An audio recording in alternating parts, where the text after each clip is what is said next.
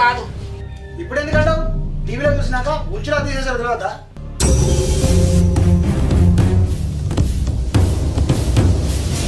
ఏంది తీసేసుడా? నీకని పిచ్చి పట్టిందా? ఏం మాట్లాడుతున్నావు? పిచ్చి లేదు ఏం లేదు.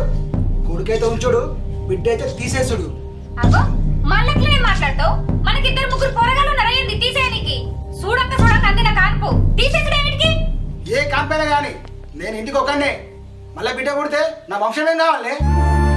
ఇప్పుడు ఎవరన్నా గాని ఉండని మళ్ళోసారికి చూద్దాంతే. హలో రాధిక వస్తున్నా. ఏం లేదు వస్తున్నా. ఏం లేదు రాధిక ఉండు. నేను చెప్పేది అర్థం చేసుకో. ఏం చెప్పి